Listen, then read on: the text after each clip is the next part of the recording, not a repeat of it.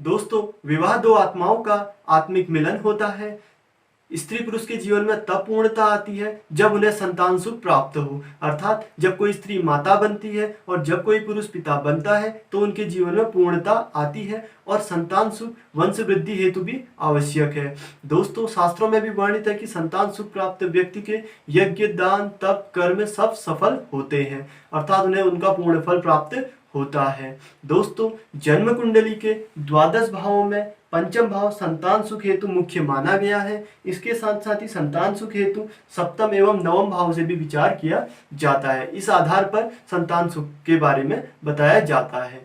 संतान सुख से जीवन में आनंद की प्राप्ति होती है। बहुत बार ऐसा होता है कि संतान सुख में देरी होती है। बहुत बार यह ग्रह जनित के साथ सांप जनित दोष के कारण भी देरी होती है। दोस्तों, सांप जनित दोष अर्थात नाग देवता वंश की वृद्धि करने वाले माने गए हैं। यह कुल की वृद्धि करते हैं। दोस्तों, जब कभी किसी से भूलवश या अनजाने में कोई गलती हो गई हो, कोई नाग संबंधित अपराध हुआ हो, कोई सांपों को हानि उसके द्वारा पहुंचाई गई हो, तो इस वजह से भी कभी संतान सुख में बाधा पहुंचती है। संतान सुख में यदि देरी हो रही हो तो संतान सुख के लिए ग्रह जनित दोष मानकर, सर्प साप मानकर इसकी शांति कराने से संतान सुख प्राप्त होता है। दोस्तों, इसकी विधि इस प्रकार से है।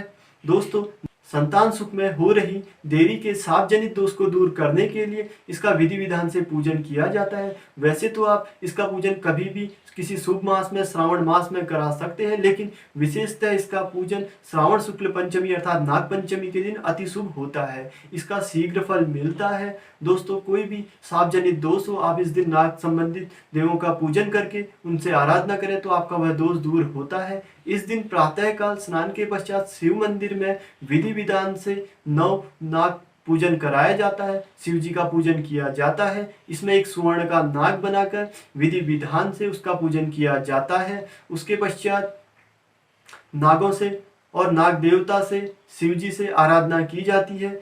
जो भूलवश हमसे अपराध हुआ है उसको क्षमा करने की और अपना पूर्ण फल देने की, ताकि संतान सुख प्राप्त हो सके।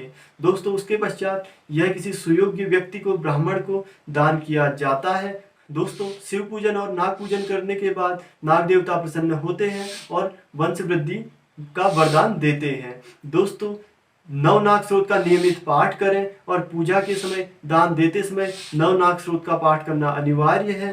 दोस्तों, इसके साथ ही आप एक चांदी के बने नाग नागिन के जोड़े को भी बहते जल में प्रवाहित करें तो यह भी वंश वृद्धि हेतु आवश्यक माना गया है। इससे नाग संबंधित दोष दूर होते हैं।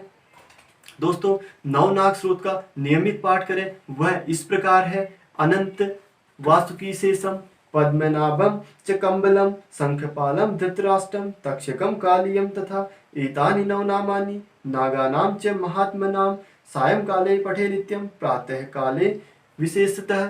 दोस्तों, नवनाग स्रोत के पाठ से आपको शीघ्र मन वांछित फल प्राप्त होता है, संतान सुख पूर्ण होता है। दोस्तों, इसके अतिरिक्त जब आप घर आए तो आप एक भगवान श्री कृष्ण की बाल रूप की फोटो जिसमें मयूर पंख हो वह घर में स्थापित करें और उसके आगे नियमित धूप दीप जलाएं। दोस्तों, उससे आपकी शीघ्र संतान सुख की मनोकामना पूरी होगी। दोस्तों, अगर आपको यह जानकारी पसंद आए तो आप हमारे चैनल को लाइक, सब्सक्राइब एवं शेयर जरूर करें और भविष्य में हमारे द्वारा दिए जाने वाले और भी अच्छी वीडियो को देखने के लिए बेल आइकन को जरूर प्रेस करें। धन्यवाद।